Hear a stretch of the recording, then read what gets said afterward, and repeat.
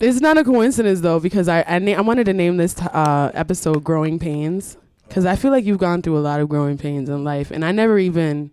Because I think the first time I met you, we didn't even have a delve in deep conversation, but like just us talking back and forth. I was like, you have a podcast, don't you? You were like, you too.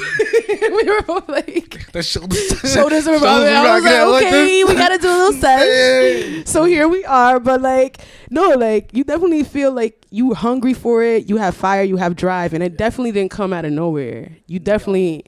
Worked hard to get that, and just as you started your business and everything like that, and just started up something that you possibly didn't even know where it was gonna go, or if it was gonna be anything prosperous for you, but you still did it anyways because that's something that you love, and I think that's so admirable because a lot of people out there like me for like 4 years, I thought I couldn't do it. I thought it was just dead ends because of my past or because of where I was brought up from. I didn't know that I could decide something for myself. You know what I mean? So like, I think that's beautiful that you are giving that message, whether you mean to or not. I feel like another big thing about that is I almost feel like this is my second chance to do this, because I feel like I was given the chance to do this before, and I personally felt like I wasn't ready. I think the world, the universe, whatever, God, whatever you want to call it, I think they already believed I was ready, but I didn't think I was ready, because I felt like, I think me and Joe talked about it. I felt like an imposter. I had imposter syndrome. I didn't think I was real enough. I didn't think I could actually do it.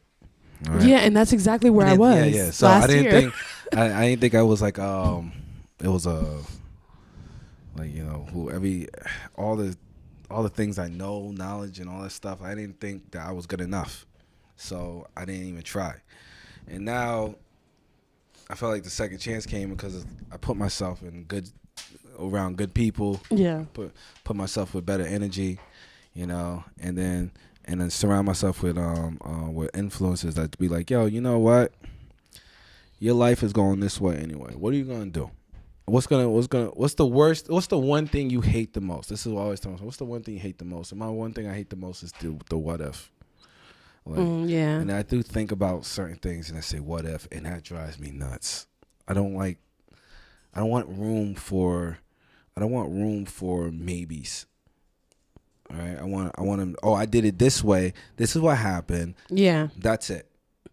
All right, I moved on from that and did this.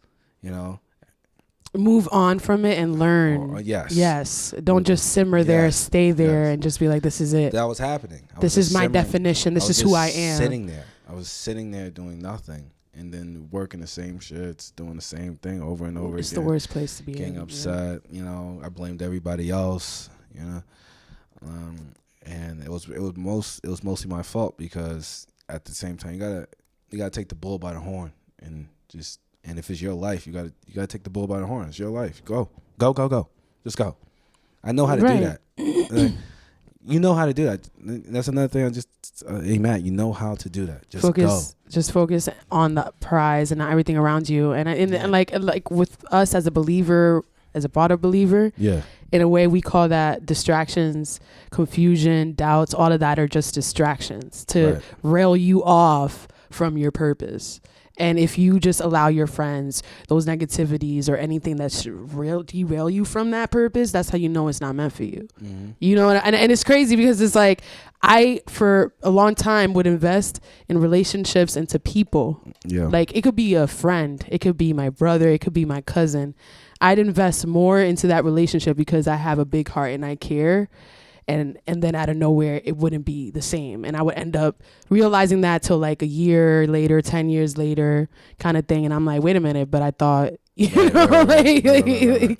was a two-way street. You know what I mean? I thought this is what we had going on. Like,